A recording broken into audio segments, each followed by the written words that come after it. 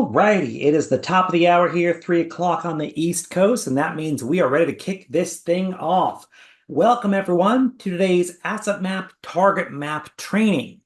My name is John. We have a lot to go over today, and this is an exciting call for me, and I hope for you as well, because if you join me for a prior training, we've already covered the basics in terms of how to build an asset map, how to have great, engaging conversations around it. But once we have all that data assembled, how can we use it to have some effective, high level planning conversations? Let's dive deeper in today, all those different features, and go through it. Now, I'm not going to bore you with a bunch of slides, but I do have to get through these things first, right? My introduction, so you know who's talking. My name is John. I'm an onboarding advisor here at Asset Map. I'm actually a former Asset Map user myself. I worked for many years as a paraplanner on the advice side of the industry. So I have lived this experience. I have built out hundreds of maps. I've had lots of one-on-one client interactions, and I have built out lots and lots of target maps as well. So believe me, when I said that when you bring this asset map process into your business, it has the effect of really supercharging the value that you provide to your clients.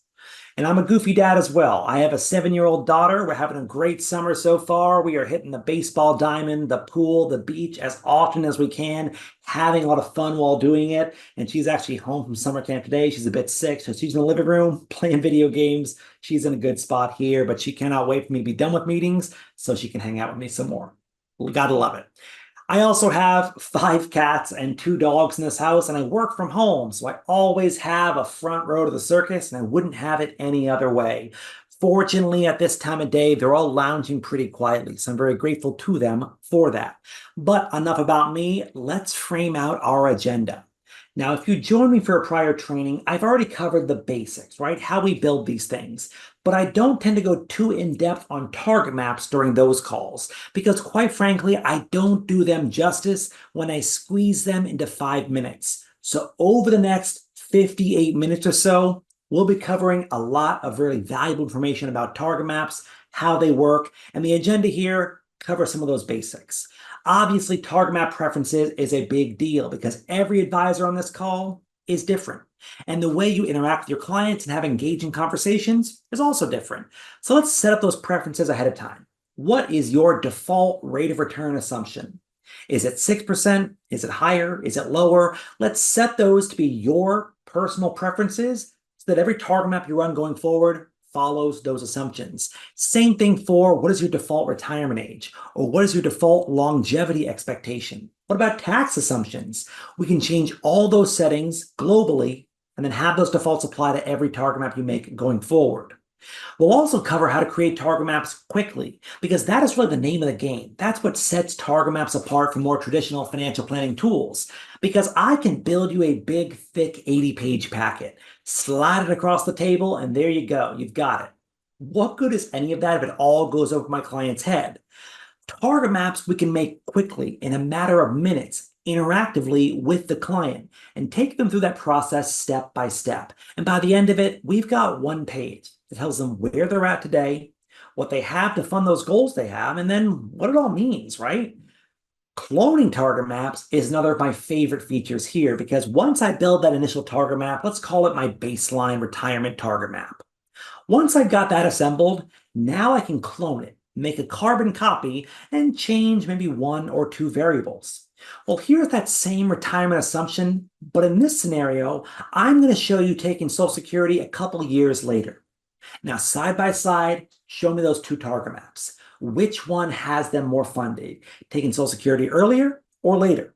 What about showing you the difference of a 1% higher return in your investments? Does it make a huge impact? If so, let's use that information to decide what we're doing going forward. And then target map cash flow details are where we dive a bit deeper into the weeds here, right? Show me behind the scenes how this math is working out. Give me a year-over-year breakdown. And if we're not fully funded for this goal, well, at what year here are we going to run out of money? Let's use those cash flow details to determine what the best steps are to take going forward. Target map reporting is a great feature because, like I said earlier, that big, thick 80-page report, it might be overkill. It might be way more than that client needs. When I can simply show them a target map on 1 page, what are your goals? What do you have to fund them? And what does it mean?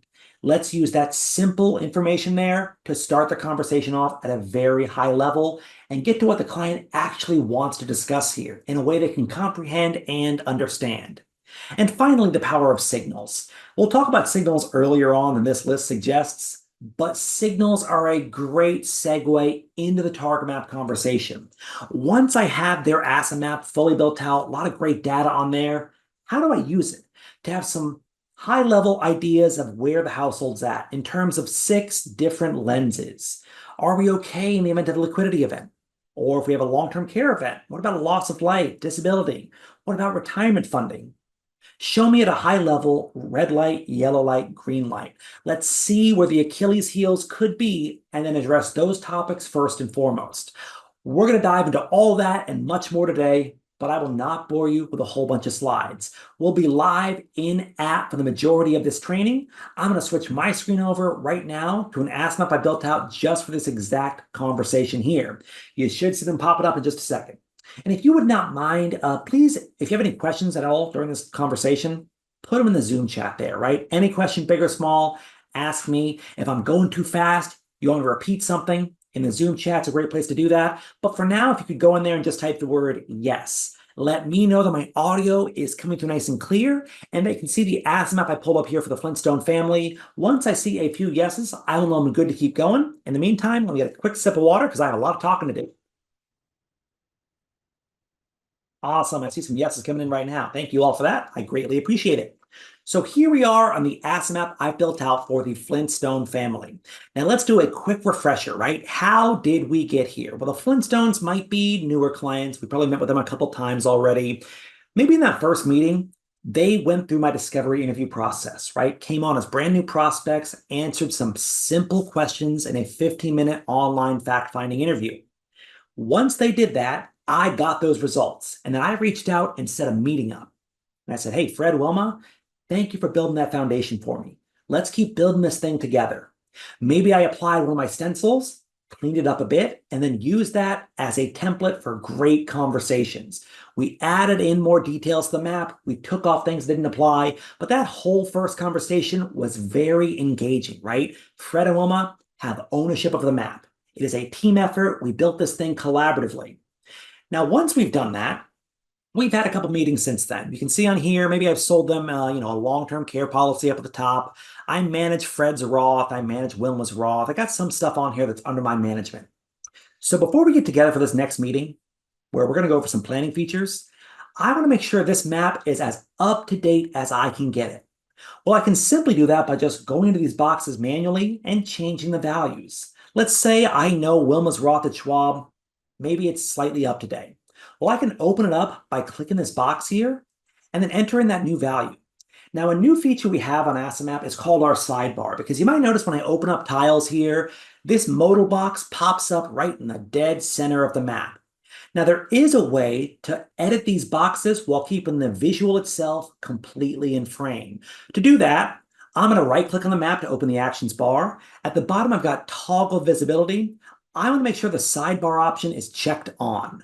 Once that's the case, in the bottom right here, if I click this little arrow button, I'll expand this right panel. And then at the top here, you can see I've got members and financials as an option. If I open that up, let's go ahead and do Wilma's Roth now. So now when I click it, I open that modal box on the side. We've got the whole asset map visible at the same time. So I like this sidebar feature because I can edit the map while also keeping the map very visual. Client can still see it. That's just a fun feature we've added here that I think you might enjoy using. So go ahead and use the sidebar more often, see how you feel about it. But Wilma's Roth is on here. Let's make sure I have it updated. I look in my CRM or in Schwab and I say, okay, it's up to 172 today. Enter that new value in, enter in today's date, click update, and now we're all set, right? We've got that new value on the map. That right there took me about 3-4 seconds. It does not take long to update this map, even doing it manually yourself. It takes a couple of minutes tops. But if you are using one of our integrations, for example, like from Redtail or Riskalyze or Schwab, I can right-click on the map right here. There would be a little box that would say integrations, and I would sync all the info from that third party quickly and easily. Either way, it takes a couple seconds or a few minutes, does not take long to update this map if you're doing it. But there will always be things in here that I don't know the current values of, right? I don't know Wilma and Fred's checking and savings balances. I might not know their exact home value or their amounts of personal debt or if they have outside accounts. So every time we get together, the first thing I'll do is pull this map up and say, hey, Fred, Wilma, thanks for coming in. What's changed? What's different? What's missing from this map here? And I want them to find things. I want them to say, hey, our house is worth more than that. Our mortgage is lower than that. Hey, you're missing this outside brokerage account we never told you about.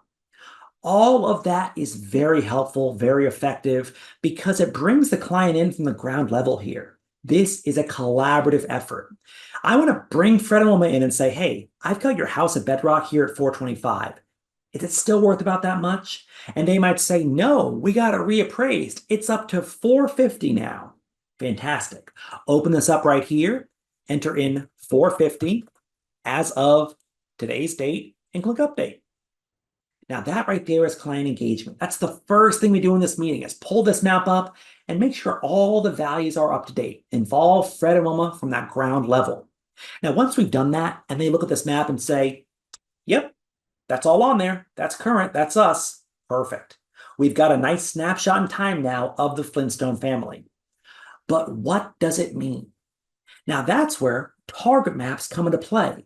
Let's use all this great data we have and put it through target maps and say, hey, what are your goals? What are we funding for here? What if we lose Fred early, right? Is there enough life insurance here that Wilma could sustain her quality of life?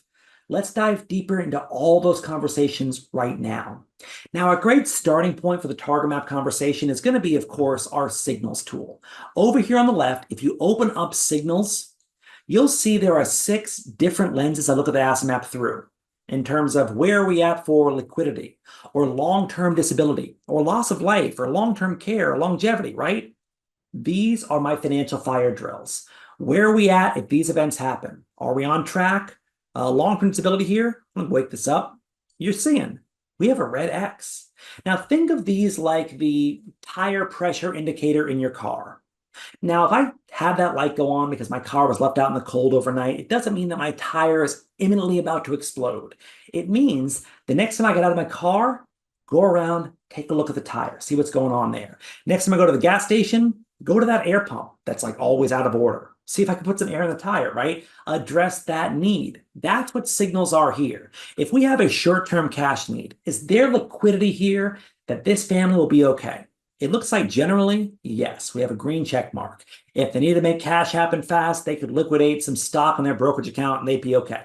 So generally, looks like we're good there. But long-term disability is getting a red X. Now that might mean that, hey, Fred, Wilma, if either one of you could not earn your full amount of income here, where are we at, right? How do we make up that deficit? If we have disability income insurance, maybe that helps. That brings us to a yellow light or even a green light. But if we don't, I can run a target map right from here in details and see exactly where we're at. All right, I'm trying to replace how much of your income and where am I pulling it from? If I have some disability policies, that's great. If I'm just pulling from savings we have on hand, I'll plug that in. We'll see how far along we make it. But let's start the conversation here, run the target map, see what the math says, and then make a plan of attack going forward. Maybe it's going to your employer and getting some group disability insurance or getting your own individual policy. We have a lot of solutions here, but let's look at the problem and then diagnose exactly how bad it really is. Loss of life is the first target map we'll run today. Now it is showing a green check mark, which means it looks like generally we're going to be okay. We have some life insurance here, but I could always still run the loss of life target map to make sure we're on track. Maybe we're not 100% funded and we want to be. Well, I can run that target map, see exactly how far along we are, and then have the conversation from there, right? How do we make up any deficits here? Long-term care is shown as a green check mark because we have that policy on the map, remember? Looks good there. So we can always dive in deeper if we want to, but for now, we're getting a green light. That looks pretty good as a starting point. Longevity is the big one, though. This is the target map we'll run the most often. Will we outlive our money, or will our money outlive us? That latter option is preferred. Let's run the retirement funding target map and see exactly how far we make it. And if we're not fully funded, again, not the end of the world. We got time to kill here. What can we do today? What actions can we take to move that ball forward. Now, this is the last target map we're running this training today because it tends to be the most complicated one. But by the time we get to it, you have a pretty good idea of how they work, how they function, how you want to use them personally in your practice. Last but not least, the last signal here is legal liability. Now, I've actually snoozed this one because it almost always shows up as red. But if I, the advisor, want to override it, I can feel free to do that because legal liability here is just saying, hey, Fred, Wilma, if someone trips over your lawn sprinkler and sues you, how much of your assets here are at risk? Well, unless you have umbrella insurance covering everything you have under the sun, usually that's going to be a red X, right? Unless everything's held in a trust, another good example there. So if I, the advisor, say, hey, you know what? This client is not concerned about that. It's not a big deal for them. They don't even have lawn sprinklers. You can go ahead and snooze it as the advisor, right? Override these signals. You know your client much better than our algorithm does. So feel free to pick a length of time here, click snooze, and the whole signal turns grayed out. Another good example of that is up here. If I have an 80-year-old client already retired, taking income in, they don't care about long-term disability insurance. They're not working right now. So feel free in that case to snooze this one as well. So that's a great way to start the conversation, right? Look at these signals and see where the household is at. And if you see Achilles heels, great. You know where to focus first. Some advisors use signals completely internally, just as a way for them and their team to look at what this household's doing right now. Other advisors include these signals here in that comprehensive report. Show me these 6 different lenses, see where we're at. We're going to start today by looking at loss of life, because you can see here it's got a green check mark, but I still want to see deeper into this image, right? We got a green check mark, which means we're mostly funded here, but I still want to see behind the scenes just what the numbers say. So I can run the loss of life target map right from this signals page. And then from here, I pick the type of target map I'm choosing. Obviously, I'm doing a loss of life one. Maybe we're doing it on Fred Flintstone. All right, let's apply it right there. I've got all the different target maps here as well, including a custom and template version. If I have time at the end of the call here, I'll dive deeper into these different sections, because once you understand how a target map works and functions, the logic of it, we can run custom target maps on any topic under the sun. Show me my client buying a vacation home in 5 years, right? Well, what's the goal? How much are we trying to fund for? What do we have to fund it? And then what does it mean? And then if I run the same types of custom target maps again and again, I can do a template and then run those target maps each and every time, call them up when I need them. For now, though, let's start with the loss of life scenario. If we lose Fred, where are we at? I create the target map right here, and I'm navigated right away to the target map screen for a loss of life scenario for Fred Flintstone. Now, this is my starting point. My default over here is I start on the left side in what you want. By default, you might start over here in what it means. That's the default starting point for most target maps, but I don't think that makes sense, because how can you know what it means before you've plugged in any variables? Let's start at the very beginning. A very good place to start, as my friend Julie Andrews would say, for my Sound of Music fans out there. So let's start by putting in what the goals are. If we lose Fred tomorrow, what are we trying to fund for here? Well, the default for me is I want to replace half of your income, which is about 75 G's for Fred. Start that right now. I pretend this event happens yesterday. Let's fund that income replacement until he would have turned age 67 and retired. So at a 2% COLA every year to fund that income replacement, I need today about $454,000. All right, that's what I need to fund that goal. Then we have down here another line item for transitional income. For those 3 years after a death, things get pretty dicey. Here's some extra money set aside, 45 grand, available for those first 3 years as you adjust to the new normal here. 2% COLA on that, that's an additional 130 you need. Debt obligations down here. All right, there's a lot of debt in this household. Are we concerned with paying off all the debt in one fell swoop? If we are, let's talk about it, right? But maybe Wilma here raises her hand. It says, you know what? God forbid Fred was gone tomorrow. We'd all miss him so much. But our personal mortgage on our house right now is locked in at 30 years, fixed rate, 2.8%. We are in no rush paying that off. I love making that mortgage payment. And the rest of the debt is the business debt, right? The business will pay that off. That's all fine. Okay, well, we can just turn debt obligations off then. If we are not worried about paying off $1 million of debt, uncheck that box. And now look what happens. We are now much more funded here because I'm not trying to pay off a giant chunk of debt in one fell swoop. So this is how target maps should be run. You and the client having a conversation, back and forth, dynamic, interactive. So now I've got final expenses on here, right? 10 grand for a funeral. Oh, great question right now from James. Let me address that. Great timing too, James.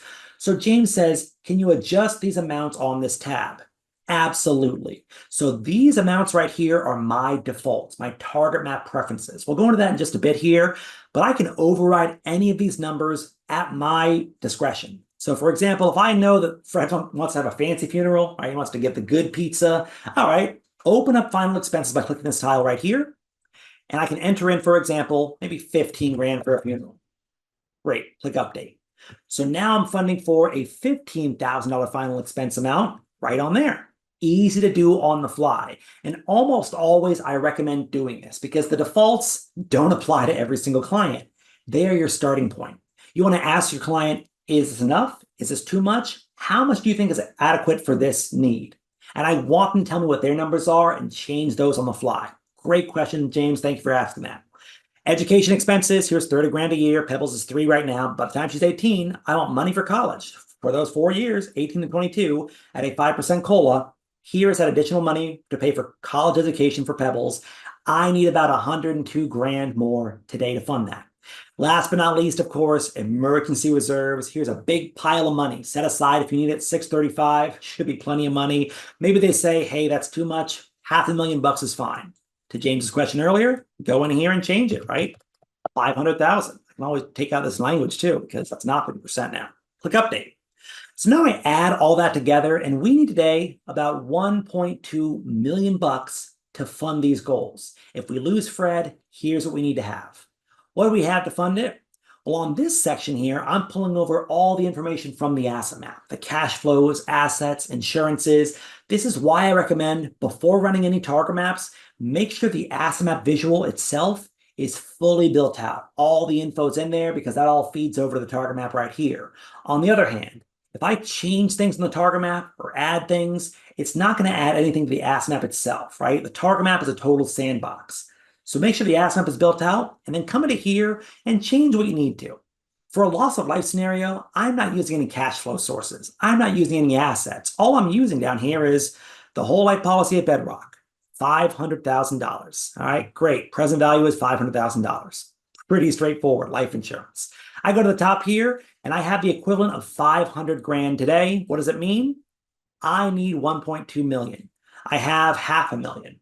My shortage right now is therefore about 700 grand. Not the end of the world. This is what it means today.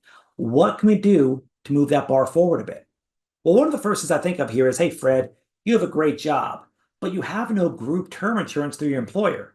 That is a cheap, easy way to add more coverage here. I recommend next time your employer does group enrollment, trying to get some coverage there. We could also buy up more coverage on your whole life policy, right? We could also build cash value there, use that for retirement, 2 birds, 1 stone. Or, hey, your daughter Pebbles is 3 years old. Here is 15 or 20-year term insurance. Cheap, easy, makes up a lot of that deficit pretty fast. Those are 3 solutions I came up with off the top of my head very quickly because the target map shows me what the need is, and then I, the advisor, use my advisor intelligence to determine what do we do about it, right? Let's go shopping together. Let's solve this need. So that's where we're at right now for a loss of life scenario for Fred. We're not fully there, but we're on a good track. Now let's go now to a target map preferences page because you saw what my defaults are. Let's dive a bit deeper into those different preferences and see exactly where we're at, what my defaults are, and what you might want your defaults to be. So up in the top right here, I have my profile picture. If I click on that small bubble, I drop in all these different options. I want to go first to target map preferences right here. Click into that middle option, and you'll see we have a lot of defaults here. These are mine. I am using a 6% expected net return on my capital, right? Blended net return across all the assets. Plug it in. Where are we at? You can make that higher if you're more of a Nick Murray Jr., right? Heavy equities investor, 7, 8%. That is very doable. Or if you're more conservative, make it 5 or 4%. It'll make your target maps harder to fund, but if you can show someone fully funded at 4% return, that should make them feel very good because hopefully you're under-promising and overperforming. What about your annual increase of contributions? I keep it at 0% because all my different contributions like retirement contributions, Social Security, etc., they all increase at different rates. I keep it at 0 and change those individually. What is your default retirement age? I use 67, normal Social Security age. Maybe you make that higher or lower, totally up to you. What is your mortality age? I use 100 because I like to use nice round numbers here. Makes the client feel good when they see themselves successfully living to 100 years old. But it makes those target maps much harder to fund. It is totally fair to change this to 95 or even 90. Put whatever your default mortality age is here, and then of course you can change them individually for each client going forward. Finally, I recommend every user on this call go to this section right here and change your default starting point to what you want. Section 1. Let's start the target maps at the beginning and work from left to right. That makes a lot of sense to me. I recommend making that change and saving that update. At the bottom here, I've got taxes, all my tax assumptions. Now I'll go a bit more deeper into taxes, how they work in just a bit, but here are my default assumptions. For earned income coming in, I'm assuming a quarter of that is out the door to Uncle Sam. There it is. Social Security tends to be lower tax bracket, 15% there. And unearned income, I tax it the same, 25%. Qualified retirement assets, it's all pre-tax, right? But when we take it out, it's ordinary income. So I keep it about the same at 25%. Roth IRAs, 401ks, etc., have no taxation. That's why we invest in Roths. 0% right there. What about your non-qualified assets? We tend to have nice tax treatment there. Capital gains, tax loss harvesting, let's assume about a 10% blended taxation on there. What about non-qualified annuities? We tend to have nice tax deferral here. We're being very tax efficient with our distributions. That tends to be lower as well. 10% sounds fair to me. Change it however you would like though. College funding. This is the next target map we'll run here. 529s. If I am investing in a 529 account and I'm taking that money out for qualified expenses, all the earnings there are tax-free. Therefore, I put 0% here in my target maps. And then I have life insurance cash value, tends to be 0. As far as insurances, I'm only worried about long-term disability that's taxable and non-qualified long-term care. Edit those assumptions any way you'd like. Click Save Changes and you're all set going forward. At the top here, though, I've got different target map settings as well. Loss of life is the target map we just ran. Here are my default assumptions. 50% of the lost member's income. In our case, it was Fred. Until he turns what age at what percent COLA. There it is. Transitional income for those 3 years. Here's an additional 30% at a 2% COLA. If you think that's silly, you don't want to include that in your target maps, simply uncheck the box here. Save those changes. Now, every target map you run going forward won't have that as a default cash flow item. What about debt obligations? Do I want to pay off all the debt in the household if this loss of life event happens?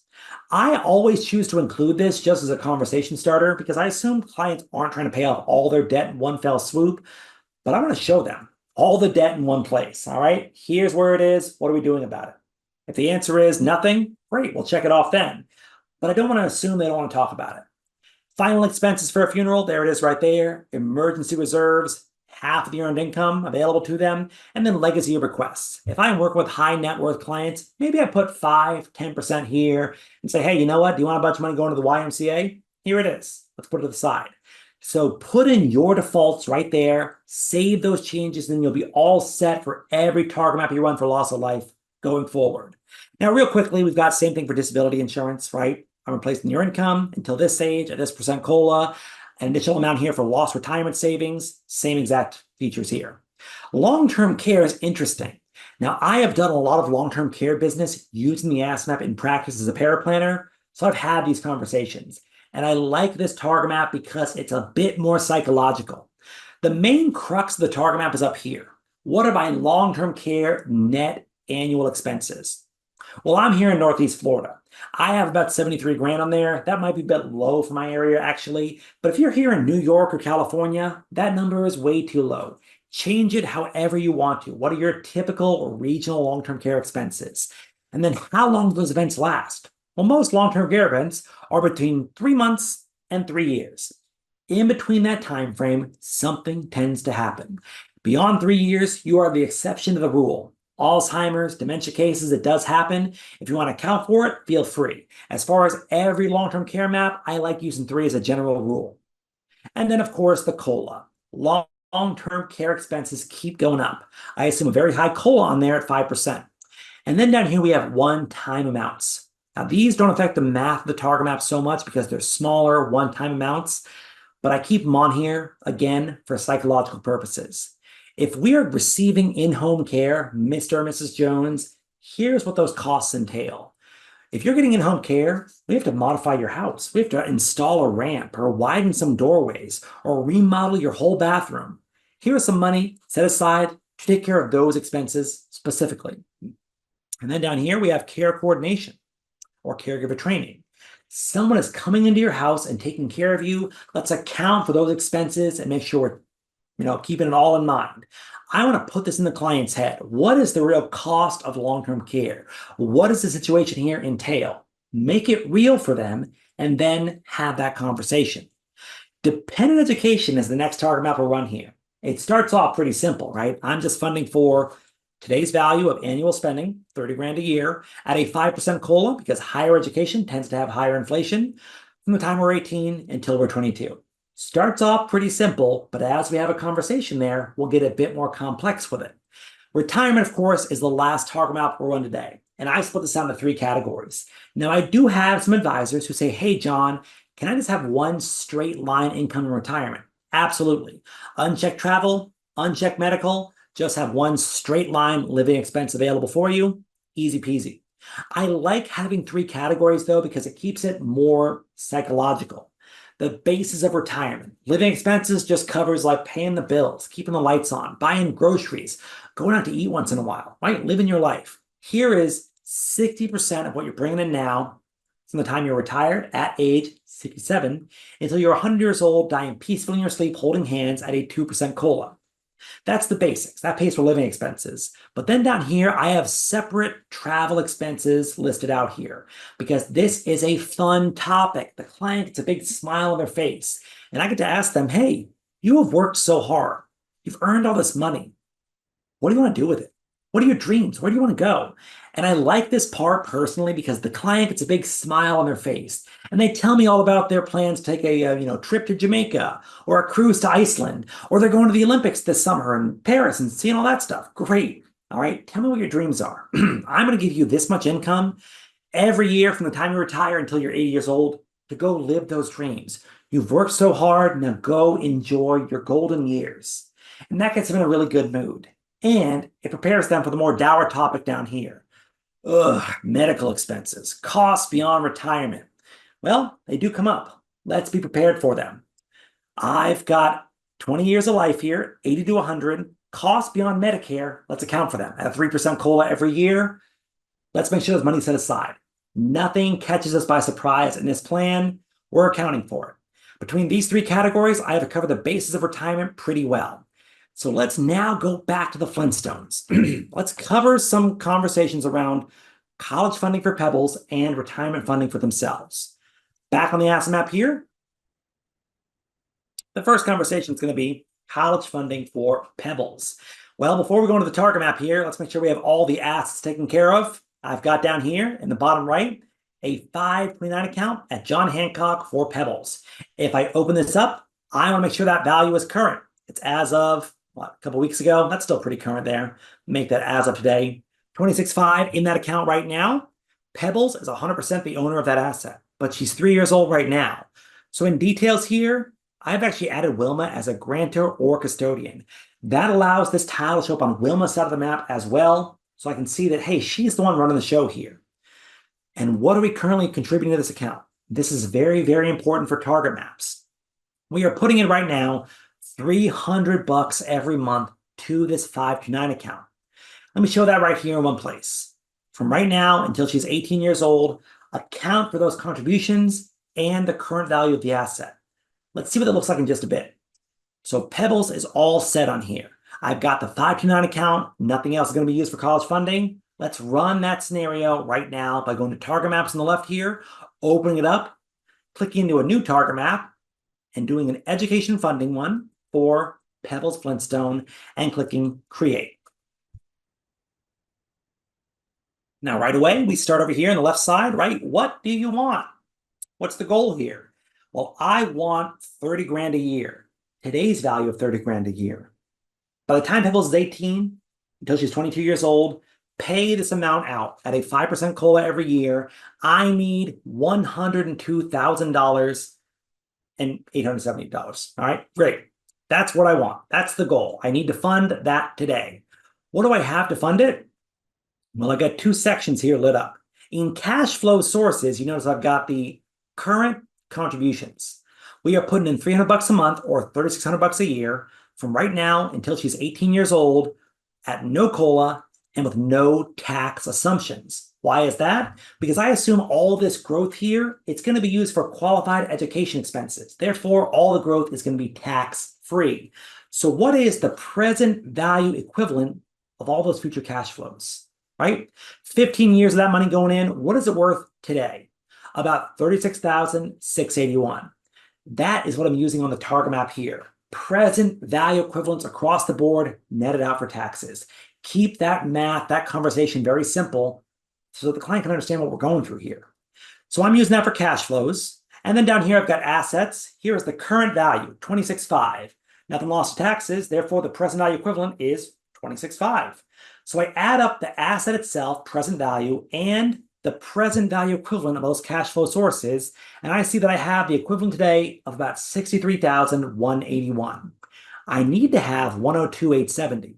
My deficit, therefore, is just under 40 G's. Not the end of the world, because this section up here is like a scratch pad, right? Take it with a big grain of salt, because as I change variables below, these numbers up here will adjust accordingly. Use them to frame your conversation. Hey, Fred, Wilma, if you write me a check right now for 40 grand, I invested, I try to earn you about 6%, we'll be fully funded for this by the next 15 years.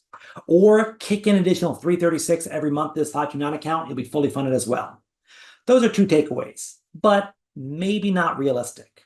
What could we do instead here? Well, I, the advisor, looking at this, I am seeing a 15-year investment time horizon. I think with that time horizon, I can earn more than 6%. What would this target map look like if we earned just 1% higher on that return? All right. Well, I can simply click this up arrow here, make that a 7% return, and look what happens. My deficit now goes down to 27,000. My capital I'm required to have also went down. I only need 88,323. Now, why is that? Because the expected net return on capital here is the growth rate on my assets, but it's also the discount rate on those cash flows. So if I have $1 in my hand today that I can earn 7% on, I need less dollars in my hand than the one over here that earns 6%. Make sense? So as I increase that net return, the capital I'm required to have will go down accordingly. But I think I can earn more than 7%. I think it's pretty fair that I can do an 8% return with a 15-year time horizon for a 3-year-old with a 529 account. Very, very doable. So if I jack this up one more little notch, check out what happens. We are now green on this circle here. We're in the fourth quadrant. We are 78% funded. Our deficit is only 16,460. So I've only done one thing here. I have turned the gas up a little bit, tried to earn about 2% more net year over those next 15 years. Well, look at the difference that makes, right? Look at the power of compound interest. That's why Einstein said it's the most powerful force in the whole universe, because I only need to have 76,000 bucks. And I have right now the present value equivalent of almost 60 grand. My deficit right now is I'm short 16,460 or an additional 157 every month. So that's a good takeaway, isn't it? That's our first action item here. We are going to reallocate Pebble's 529 account more aggressively. Makes all the sense in the world. Fred and Wilma are nodding along. Okay, great. Now, Fred and Wilma are also involved in this conversation, so I expect them to chime in. I want Wilma to say, hey, you know what? We're actually having dinner with my mother this weekend, and she has been wanting to give Pebbles $10,000 cash when she turns 18 years old. And we are trying to discourage that because we don't want to give an 18-year-old 10 grand. What we want to do instead is ask if she can kick in $100 a month to this college funding plan. Can you show what that would look like in this target map? Absolutely. Simply go to what you have right here. And if I want to show in some custom cash flows, very easy to do in the target map. Remember, this is a total sandbox. We can change things. I'm currently assuming we are continuing to contribute $300 a month for the next 15 years. But what if Wilma's mom kicks in $100 more every month? I can simply add a custom cash flow down here in the bottom, And let's put that information in. All right, let's put additional contributions. Oh, I spell it right. There we go. Contributions from grandma. All right, link it to Pebbles. And let's say it's an initial $1,200 a year coming in from the time she's 3 until she's 18. No COLA, no taxes. We're assuming tax-free growth. Remember, I click create right here. And now at the top, you'll see we have the additional contributions, $1,200 a year for those 15 years, no COLA, no taxes, has the present value equivalent of almost 11 grand. Wow, fantastic. We have brought that deficit down to $5,400. We are now 93% funded. That's great. Of the 76 G's we need, we have almost 71,000 bucks. We are in a good spot here. So I think we should definitely try to get grandma to kick in $100 a month because look at how much more successful we are. Now, I expect also some kickback from Fred and Wilma on like, hey, this looks great, but it's a bit too Pollyanna-ish because we're only funding for 30 grand a year for college. Now, we know college costs more than just tuition. You know what, Fred? You're absolutely right. What else do you want to add in here? And Fred's like, we also want to pay for her apartment, right? Her room and board. Can you add that expense in here and see where we're at? Absolutely. Just like how I can add a custom cash flow in what you have, I can also add a desired cash flow here in what you want. Let's add in, for example, room and board expenses, right? Call it room and board, link it to Pebbles. And then I have not been to college for a while. Let's say it's about $20,000, right? Maybe that's a good apartment or a crappy apartment, depends on where you go to school, I suppose. Let's fund that at 2% COLA from the time she's 18 until she's 22 years old. For those 4 years, I am funding for an apartment, today's value of 20 grand a year. What do I need today? I need to have about 31,000 more today in capital to fund that goal. So our deficit has gone back up to 37,000 bucks. Now, Fred and Wilma can look at that. Maybe Fred's nodding his head and he says, you know what? That looks good. What if we could do this? What if Pebbles could live at home with us for the first 2 years of school and then get an apartment for the last 2 years? What would that look like? Sure, I could show that. Click on the edit icon to open the tile back up here. And let's enter in, start age at age 20. She's going to live at home for the first 2 years, and then room and board is a concern for the last 2 years of college. Click update right there, and boom, we're back in the green up here. Our deficit's back down to $20,000. And maybe that's our happy number, right? We can try to back into it that way. And this looks good. This is a really good starting point here. But we have 15 years until we need to use this money. What's going to happen between now and 15 years from now? A whole bunch of stuff, right? Hope you get a bunch of scholarships or something. But every time we get together, every single year, we're going to update the asset map and see how the target map has been affected as well. Because if I'm trying to earn an 8% return, if I'm invested really aggressively, it's not unthinkable that in a good bull market, this 529 account could earn 20, even 30% in a good up year. Now, if that happens, that changes this target map significantly. So every time we get together, we're going to update, review, refresh our strategy. So that is education funding. And that's an example of how we use the education target map and other target maps like this for some interactive, dynamic conversations. I want to ask the client, hey, what do you want? What are your goals? What do you have to fund it? Have them have input in this process too, because it's very, very engaging. You can see Fred and Wilma are probably leaving this meeting with a lot of good ideas swirling in their head. We're going to reallocate more aggressively. We're going to ask grandma to kick in more money towards this college funding plan, et cetera, et cetera. Those are really good takeaways. So let's head back now to the asset map here, because now we're ready to go into the final target map we're running for retirement funding. Let's get more complex with it. Pulling this map back up, what are we going to use for a retirement scenario? Well, what stops is employment. During retirement, we are not taking this money anymore, so that'll stop coming in. But you know what? The profit share from the bakery, the rental income from the condos, as long as those are still there, that income keeps coming. What about Social Security later in life? All right, we got these grayed out future values on here. At age 67, that income's going to be coming in. Let's account for that. We've also got qualified accounts, the Roth, the 401k, Wilma's current retirement plans, all that good stuff right there. I'm going to use all that info in a retirement target map.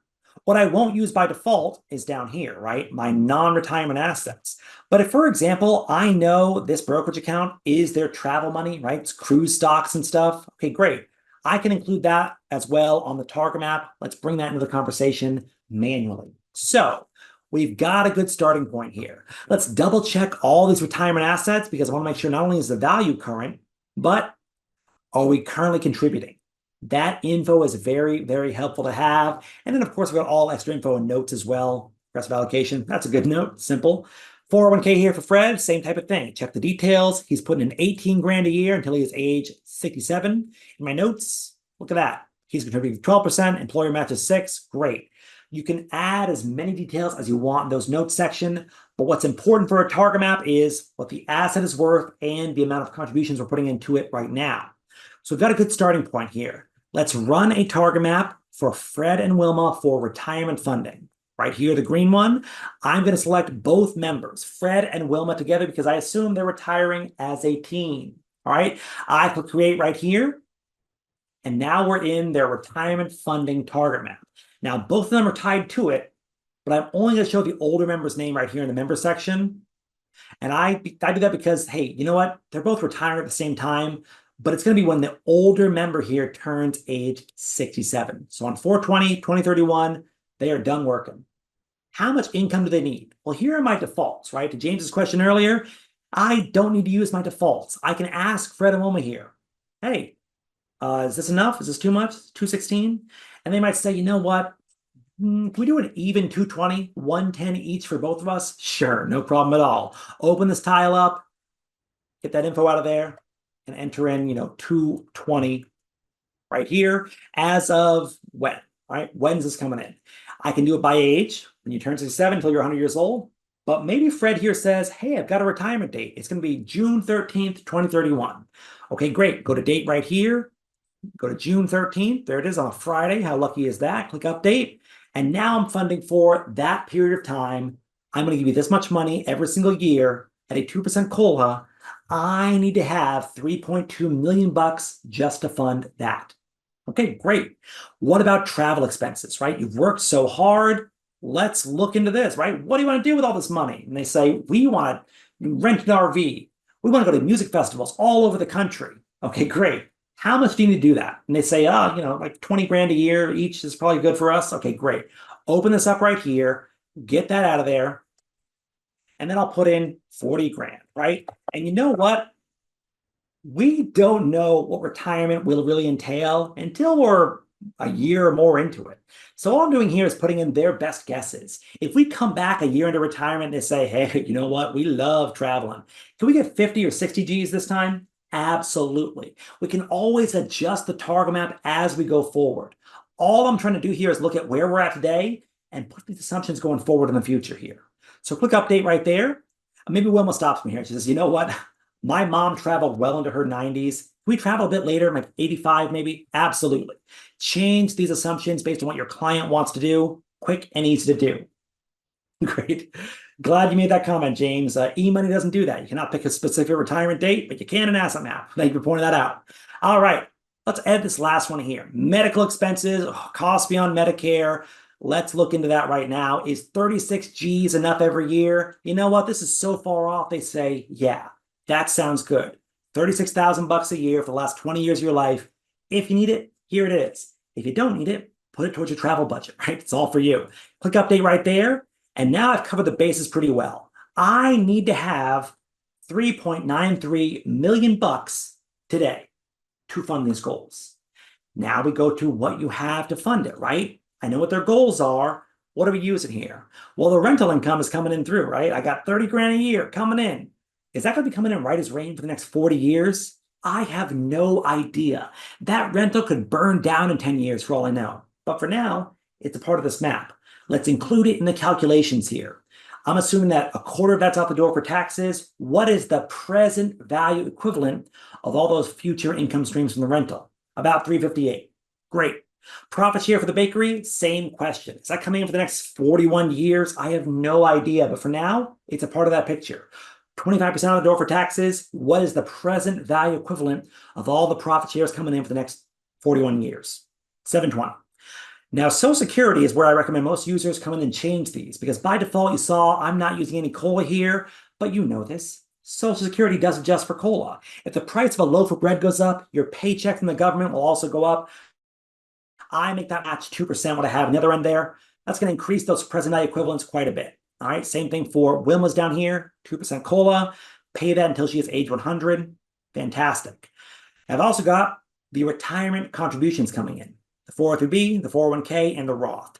Now, the pre-tax money, you can see here, I'm assuming 25% out the door for taxes. That is because I'm using net present value equivalent across the board. But it's oversimplified, isn't it? Because I'm not going to take those taxes out until I actually take those distributions out. For the sake of a target map, though, I'm keeping it very simple. Every year, I'm only using those net contributions, adding them all up, and what is the net present value equivalent? Add them all up right here. And then down here for assets, we do the same thing. The old 401k, 200 grand. You know what, Wilma? A quarter of that is out the door to taxes. It doesn't belong to you, it belongs to Uncle Sam, your state and local governments. Let's assume we're not including it here. I'm only using the 150 I know is your money, which again is oversimplified because I'm not taking that income out until I need to take it. I'm not paying those taxes until I need to.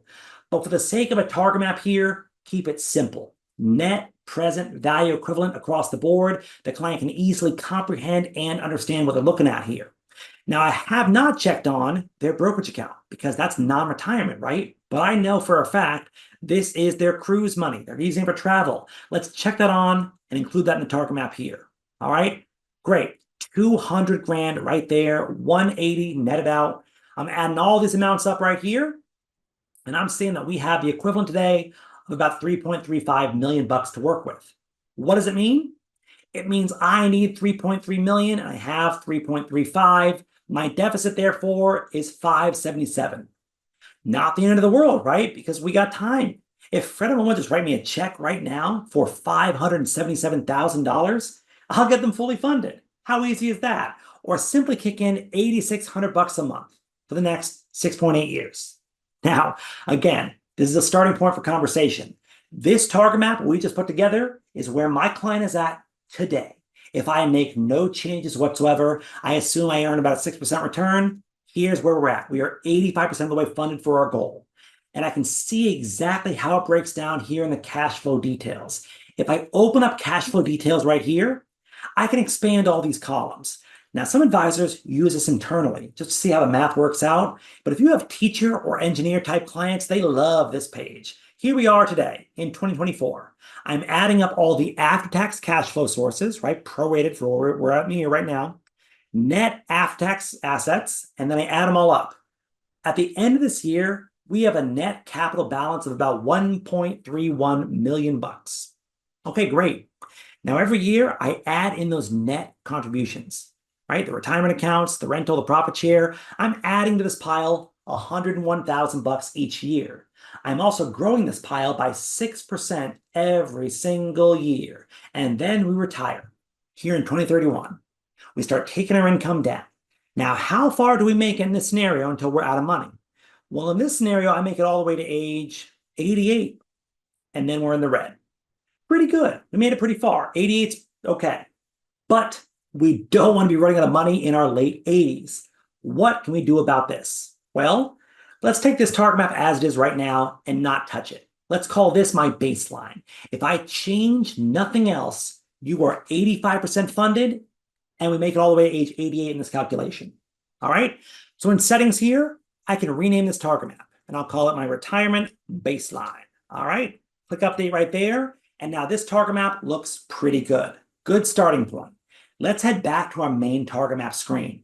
Click on target maps right there, and now you'll see here is our retirement baseline. I can go up here in the top right and either pin this one or make it my main target map for retirement. If I click that, now it's bolded. All right, here's my main retirement target map. From here, though, let's change it up. Let's add some variables. Let's clone this target map. If I click this little ellipsis right here and I click clone, I'll make a carbon copy of that map right here. Now we can go in and change one variable and see what the difference would be. So if I open this one up from settings, let's change the name of this one. And this copy we're going to call 7% rate of return. And you can guess what I'm going to do, right? I'm going to change that rate of return to 7%. Click update. Now at a high level, I have changed one simple variable, but look at what I've done. I have cut that deficit by more than half. just by earning 1% more net on the assets year over year. Now, again, that shows the power of compound interest, really the value of being invested even in retirement. Look at the difference it makes here. If I open this target map up, I go to the cash flow sources now, I scroll down, we now make it all the way to age 94, just by earning 1% more net year over year.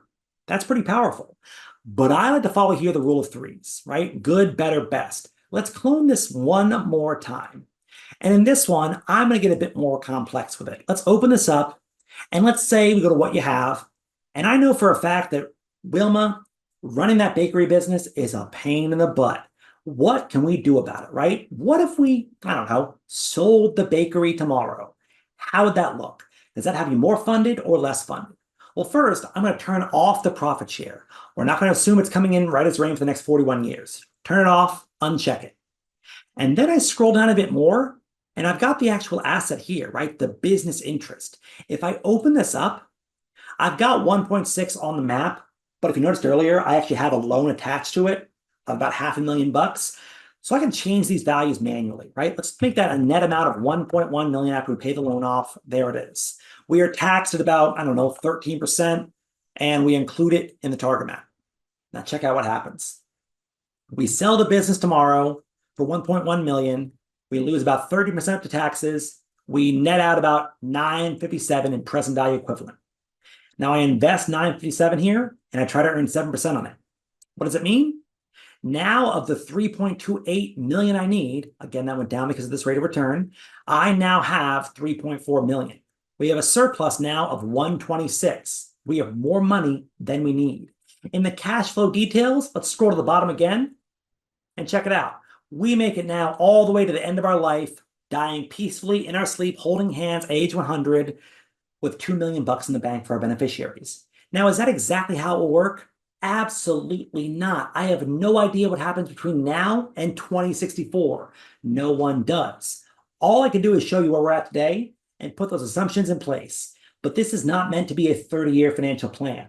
This is meant to be 31-year plans that we are constantly updating, reviewing, and refreshing, and using that info to say, what can we do next? Is Wilma going to go and sell her business tomorrow? Absolutely not. But have I put the idea in her head that it might make more sense than taking profits? Yeah, maybe she looks into it now.